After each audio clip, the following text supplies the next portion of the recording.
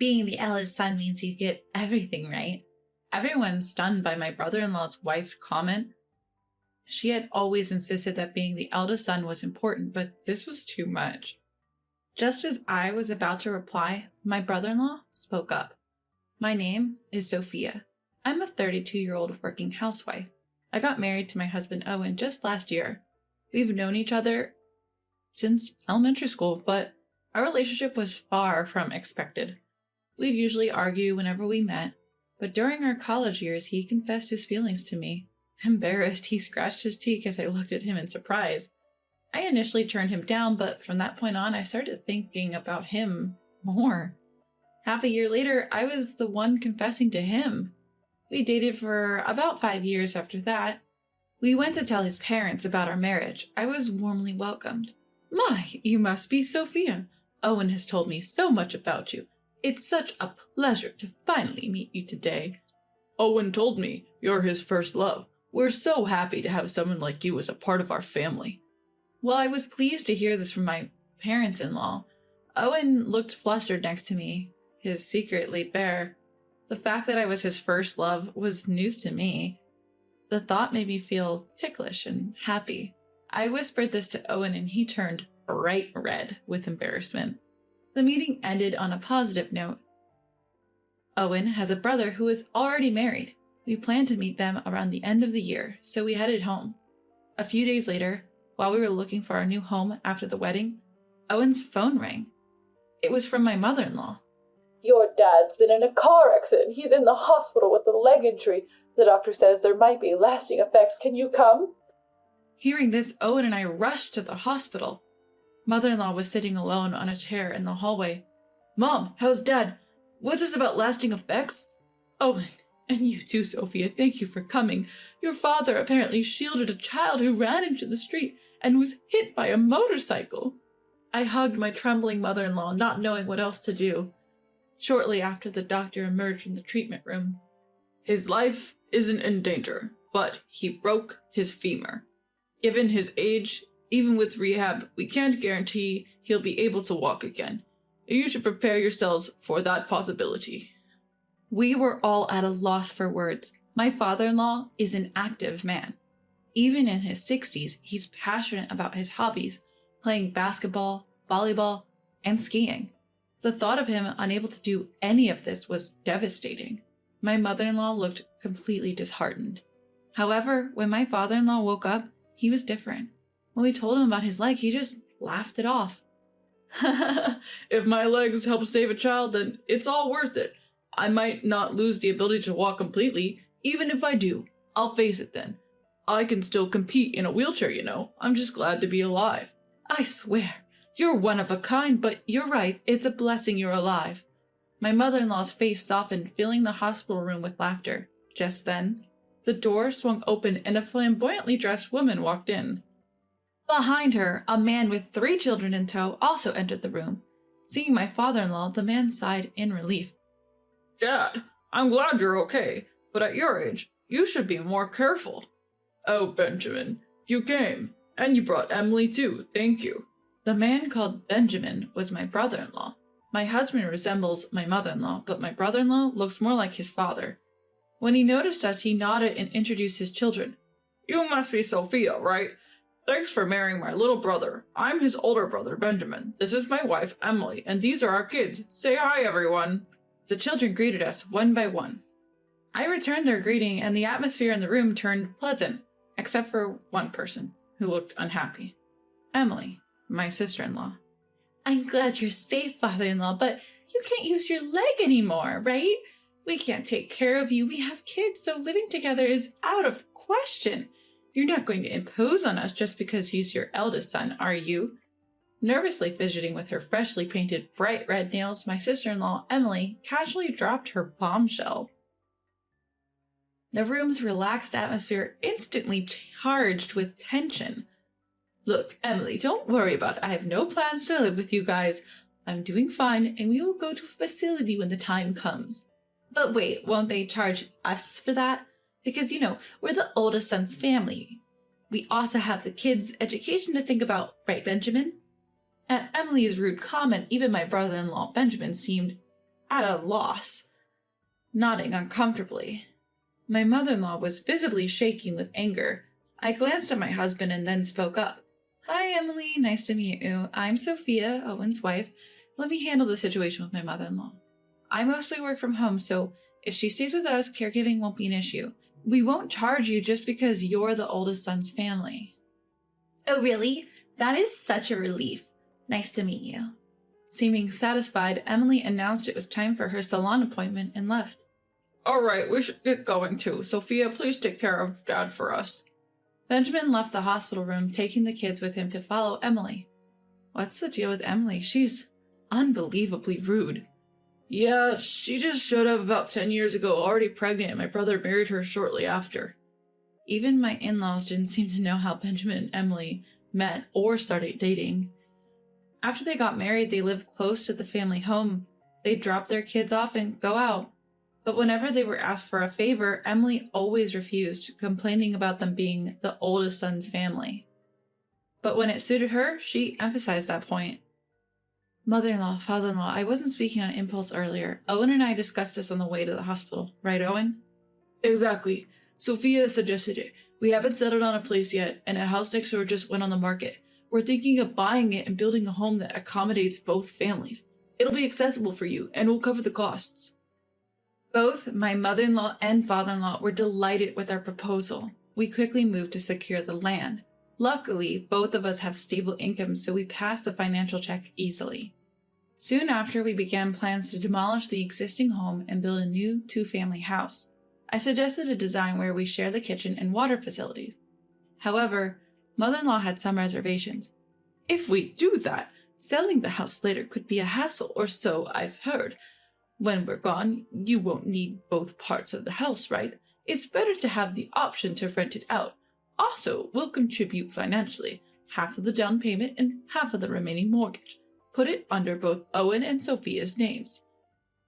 Owen will inherit it after us anyway, so it makes sense to keep it in both names. That way it won't be a part of any inheritance issues. Grateful for mother-in-law's thoughtfulness, we decided to build a fully separate duplex. While it was under construction, we stayed in an accessible condo. Living with parents-in-law was surprisingly stress-free, and every day was enjoyable. Just a few days before moving into the new house, brother-in-law's family showed up unannounced at the condo to visit father-in-law. Brother-in-law's wife, making herself comfortable, commented while sipping the tea I made. Hey, mother-in-law, isn't this a bit much? The house is a fully separate duplex, right? I've considered the same thing. What are you talking about? Sophia and Owen are building this for us. We have no plans to live with you now or in the future. You can't handle caregiving tasks anyway, so don't worry about it. Mother-in-law's explanation didn't seem to satisfy brother-in-law's wife. Not hiding her dissatisfaction, brother-in-law's wife started voicing her thoughts. Look, in the end, Benjamin will inherit the family home, right? Then it's obviously better if we live there from the start, and 5 bedrooms for just Owen and Sophia is excessive. We have 3 kids, and it would be just right for us. Our current place is too cramped, so it'd be a big help, right? So we'll take the left side, and mother-in-law can have the right side. By the left side, brother-in-law's wife meant the part we were supposed to live in. We had planned for the possibility of needing full-time care in the future, so the ground floor had 3 bedrooms, with 2 additional rooms on the upper floor.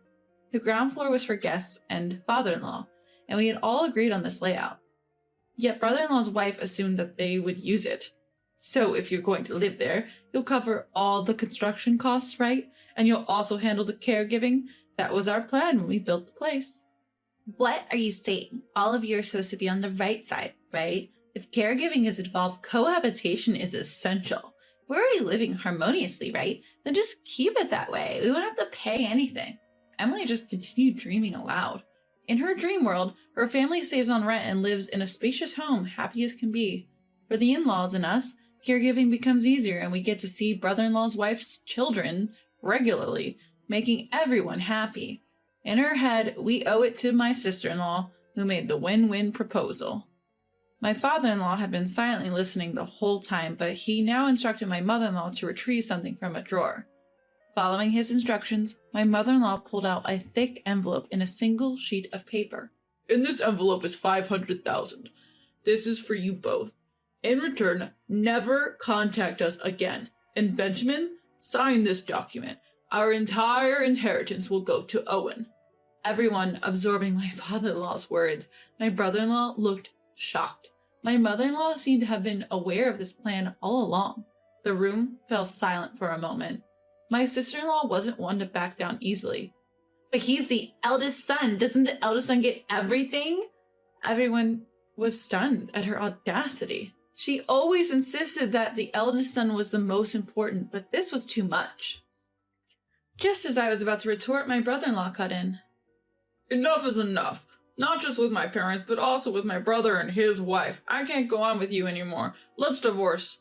Dad, will this signature do for announcing the inheritance? And I don't need the $500,000, but please don't cut us off. The kids love you guys. At brother-in-law's words, father-in-law nodded in agreement. Mother-in-law, with tears in her eyes, seemed to be okay with it too. For a moment, my sister-in-law looked dumbfounded, but she soon regained her composure and started shouting. Who do you think you are? Fine, let's get a divorce, but you'll pay me alimony in court. What are you talking about? You're the one who will have to pay alimony. My brother-in-law said, pulling out an envelope from a large bag. It contained a photo showing my sister-in-law arm in arm with another man entering a hotel. Her face turned pale at the sight of it. He continued, unfazed. I knew you were cheating for a while now. When I looked into it for the divorce settlement, I was shocked. Your affair partner didn't even know you were married. Even had an engagement going. He's really angry, planning to claim compensation in the divorce trial. What, you told him? You're ruining my new start. What? Everyone just enjoys bullying me? I won't forgive ruining my engagement. Facing his wife's sudden anger, brother-in-law handed her the divorce papers. If you give me custody and our savings, I don't need alimony or child support. I'm sick of your cheating and your spending. Please just divorce me. If you're that desperate for a divorce, fine, but don't come crawling back to apologize later. Live with your regret. With that, my brother-in-law's wife signed the divorce papers and left the house. Dad, Mom, and Sophia, and Owen too. I'm truly sorry for all the trouble caused by not stopping Emily. My husband comforted his apologetic brother and looked at father-in-law. We love our grandchildren too. We plan to help out with the kids. Exactly. To be honest, we made our decision thinking you and Emily were on the same page, but we see now that you're not. Yeah, I've been thinking. Maybe we don't have to go as far as disinheriting. At this, brother-in-law shook his head. He mentioned they'd already rented a nearby house and planned to get by mainly with the kids, relying on the family only when absolutely necessary, before leaving with the kids for an appointment with the lawyer. Afterward, brother-in-law and his wife divorced. The wife apparently sought support from her affair partner. However, the irate affair partner claimed engagement-breaking compensation. And what's more, they met at a singles event. She's now banned from that group after they found out she was married. Her strict family has disowned her for what she did. She came to plead with brother-in-law one more time. But the parents-in-law refused to tell her where he moved. Deflated, she trudged back home alone. My brother-in-law is doing well, starting anew with his kids. It turns out his wife wasn't much of a homemaker, but he and the kids have been managing the household just fine on their own. His kids are extremely well-mannered and responsible, and they're doing their best to support their busy dad. When they visit my husband's parents, they make it a point to stop by our place, and we've started cooking together. Lately, they even started calling me sister. As for my father-in-law, his post-surgery recovery is going remarkably well, and his rehab is right on track. He's regaining his ability to walk, and the doctors are surprised at his rapid recovery. My mother-in-law mentioned they're not planning on living with us for now, to which I replied, that's too bad. On my end, a year after we moved, I found out I'm pregnant. It's still early days, but when we told my husband and in-laws, they shed tears of joy. Since we had to postpone my father-in-law's get-well-soon party due to the move, we decided to combine it with a baby celebration. It might be a bit early, but their happiness makes me happy, so why not? My husband recently got promoted and received a pay raise. I'm mostly working from home and plan to work as much as possible before the baby comes. Because of this, we've made good progress on our mortgage payments. Truth be told, I'm actually looking forward to living with my in-laws in the future. When I shared this with my mother-in-law, she got teary-eyed and thanked me, which made me a bit bashful. We're all looking forward to welcoming this new life into our family, and I can't wait for all the joy and liveliness the future holds for us.